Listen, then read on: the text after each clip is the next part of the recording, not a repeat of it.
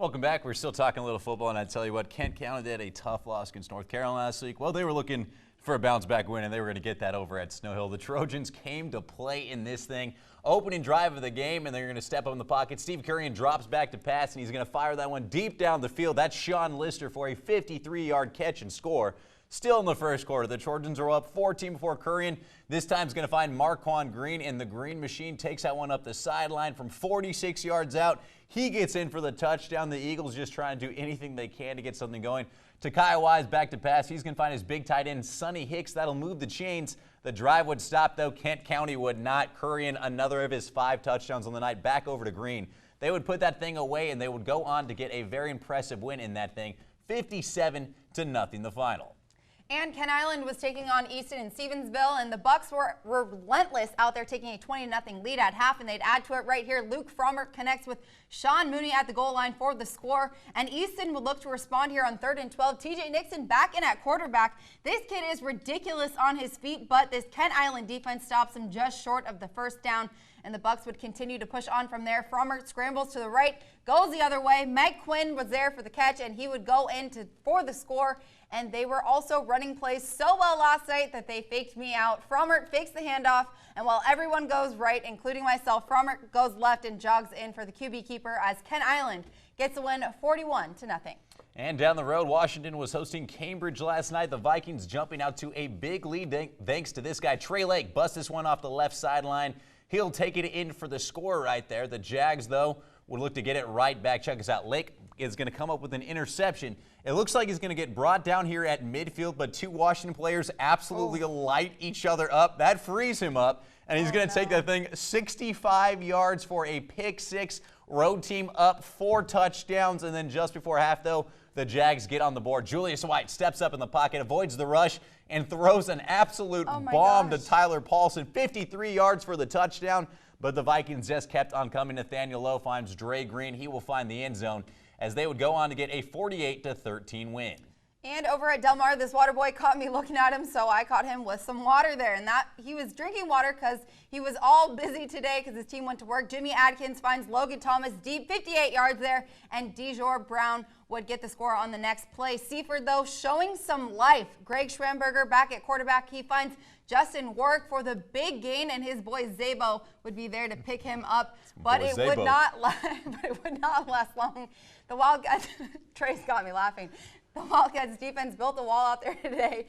The pile literally lifts up Savion Cannon for the stop, and Del Mar took over from there. Thomas is back with a TD of his own this time.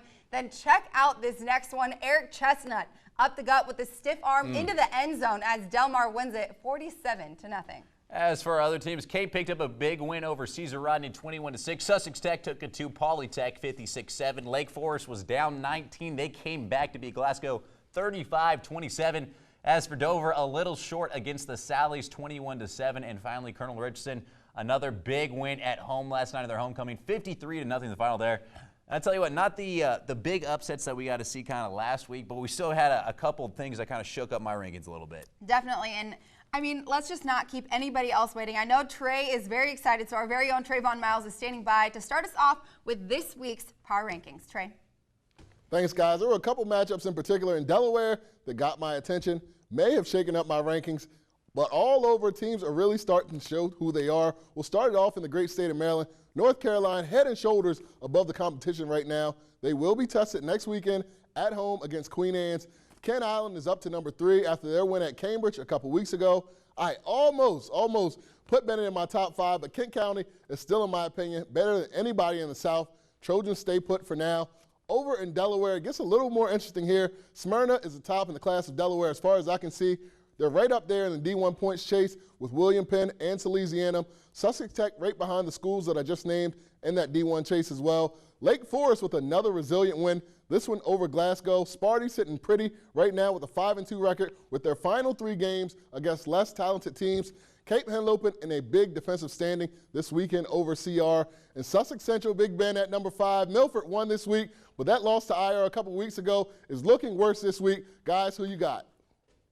I tell you what, like I said, it shook up a little bit for me going over to Maryland. I got Kent County back in the list now at number 5. Cambridge still at 4, solid right there. Kent Island at 3, Queen Anne's 2, North Carolina 1, which means my 2-1 are going to play next week, which will be definitely fun to look out for. Milford makes my list the first time ever, which is amazing for where they were last year. It's so far down, and I tell you what, that program has really come around. Cape at 4, Lake Forest at 3, Sussex Tech, and then it's Will Knight and the Eagles just about 4 notches above anyone else at number 1. Everybody, including Maryland and Delaware. Well, over in Maryland first, I've got Kent County sitting at 5. Kent Island still is at number 4 for me. I'm going with Queen Anne's at number 3. They've had some solid performances, but I'm still sold with this Cambridge team coming at number 2, and North Carolina, of course, coming in at number 1. Then over to Delaware, I've got Cape Henlopen sitting at number 5. Sussex Central, I still believe in those guys. They lost to a very good Smyrna team, so they're coming in at number 4. Lake Forest, I still believe in you guys, even though you guys have kind of been pushing the line a little bit. You guys are coming at number 3. Sussex Tech at number 2, and Smyrna and the Will Knights. See what I did there? They're coming at number 1. Lake Forest has like 9 lives, but I'm pretty sure they used about 5 of them at this point. I don't know. They can't keep playing with this fire. At some point, it's got to burn them.